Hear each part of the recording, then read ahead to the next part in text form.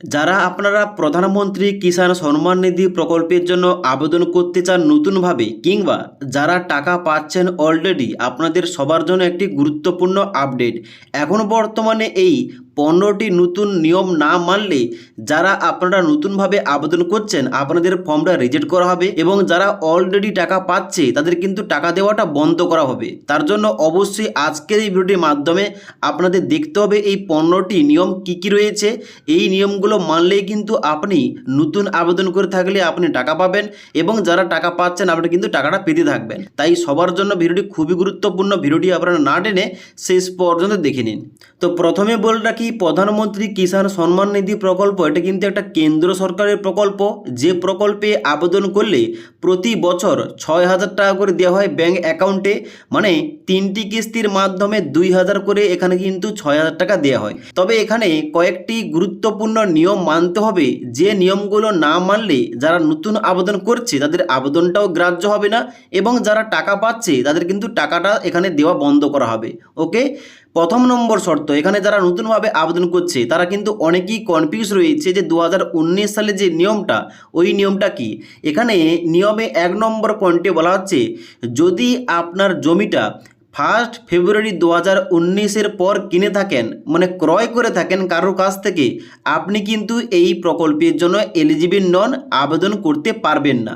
ওকে, যার জন্য অবশ্যই আপনার রেকর্ডে চেক করতে হবে আপনার রেকর্ডটা, যে কেনার তারিখ ওই তারিখটা কি দেওয়া রয়েছে। তবে একটা শর্ত দেওয়া রয়েছে, যে যদি আপনি ওই জমিটা ওয়ারেশন সূত্রে পেয়ে থাকেন, মানে আপনার মায়ের নামে কিংবা আপনার বাবার নামে জমি রয়েছে 2019 সালের আগের ওই জমিটা, তবে আপনার মা কিংবা বাবা এখানে কিন্তু মারা যাওয়ার পর, মানে 2019 সালের পর হয়তো 20 সালে মারা গেছে, 21 সালে মারা গেছে, 22 সালে মারা গেছে, এবং মারা যাওয়ার পর ওয়ারেশন সূত্রে, উত্তরাধিকার সূত্রে আপনি কিন্তু জমিটা পেয়েছেন, তবে আপনি কিন্তু এখানে আবেদন করতে পারবেন, এলিজিবল এখানে আবেদন করার জন্য। আশা করি বুঝতে পারলাম।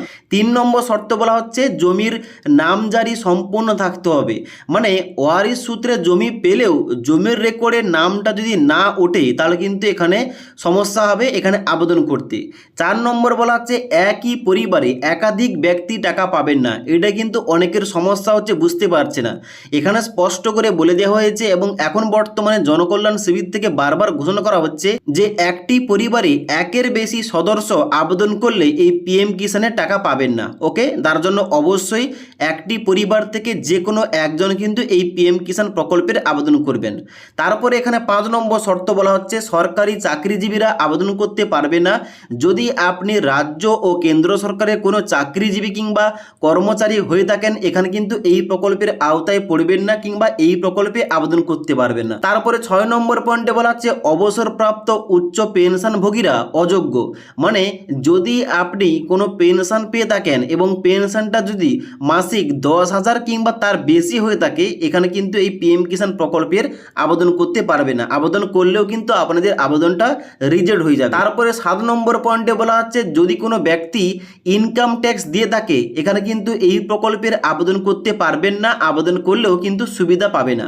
তারপরে 8 নম্বর পয়েন্টে বলা হচ্ছে, যদি আপনি সাংসদ, বিধায়ক কিংবা মন্ত্রী এই সমস্ত পদগুলোতে থাকেন, এখানে কিন্তু এই প্রকল্পের আওতায় আসবেন না, কিংবা আবেদন করা যাবে না। 9 নম্বর পয়েন্টে বলা হচ্ছে, যদি আপনি ডাক্তার, ইঞ্জিনিয়ার, আইনজীবী কিংবা সিএ হয়ে থাকেন, এখানে কিন্তু এই প্রকল্পে টাকা পাবেন না। 10 নম্বর পয়েন্টে বলা হচ্ছে, প্রতিষ্ঠানের নামে জমি থাকলে সুবিধা মিলবে না। মানে যদি ওই জমিটা কোনো কোম্পানি, ট্রাস্ট কিংবা সমবায় সমিতি কিংবা অন্য কোনো প্রতিষ্ঠানের নামে থাকলে, ওই জমি দিয়ে কিংবা ওই জমির রেকর্ড দিয়ে কিন্তু আবেদন করলে আপনি পিএম কিষাণ টাকা পাবেন না। তারপরে 11 নম্বর পয়েন্টে বলা আছে, বর্গাদার বা লিজ চাষিরা এখানে কিন্তু যোগ্য নয়, এই প্রকল্পের সুবিধা পাওয়া যাবে না। 12 নম্বর পয়েন্টে বলা আছে, জমির রেকর্ডে যদি কোনো ভুলভাল থাকে তাহলে কিন্তু টাকাটা আটকে যাবে এবং আপনার কিন্তু পেন্ডিং হয়ে যাবে। তারপরে গুরুত্বপূর্ণ যেটা সব থেকে, যেটা 13 নম্বর পয়েন্টে, যারা হয়তো অলরেডি টাকা পাচ্ছেন তাদের জন্য এই পয়েন্টটা বলা হচ্ছে, ইকেওয়াইসি বাধ্যতামূলক। এখানে কিন্তু ঘোষণা করা হয়েছে জনকল্যাণ শিবির থেকে যে প্রত্যেক কৃষককে প্রতি বছর বছর এই ইকেওয়াইসি করতে হবে। কারণটা কি, ওই কৃষক যে টাকা পাচ্ছে কেন্দ্র সরকারের তরফ থেকে, ওই কৃষক বর্তমানে জীবিত আছেন কি না ওইটা যাচাই করার জন্য কিন্তু কেওয়াইসিটা করতে হবে। কেওয়াইসি করলে বোঝা যাবে যে ওই ব্যক্তি এখনো পর্যন্ত জীবিত রয়েছে এবং চাষবাস করছে, কিংবা এখানে কিন্তু অবশ্যই পাওয়ার যোগ্য। যার জন্য প্রতি বছর এই কেওয়াইসি করতেই হবে।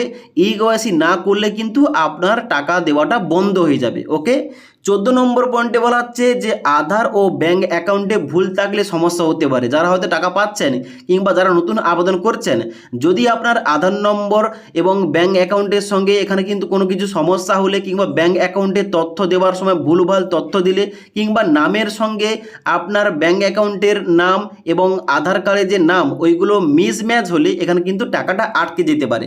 এবার 15 নম্বর পয়েন্টে কি বলা হচ্ছে যে যদি কোনো ভুলভাল তথ্য দিয়ে যদি ইনকেস আপনি টাকাটা পেয়ে যান, এখানে কিন্তু অবশ্যই প্রমাণ হলে আপনার বিরুদ্ধে কিন্তু আইনগত ব্যবস্থা নেওয়া হতে পারে। যার জন্য অবশ্যই সঠিক তথ্য দিয়ে, সঠিক ইনফরমেশান দিয়ে ফর্মটা ফিল আপ করবেন। শুধুমাত্র বলে দিই, যে সমস্ত যোগ্য কৃষকরা রয়েছে, যাদের জমি রয়েছে চাষযোগ্য জমি, তারাই কিন্তু এই প্রকল্পের জন্য যোগ্য আবেদন করতে পারবে।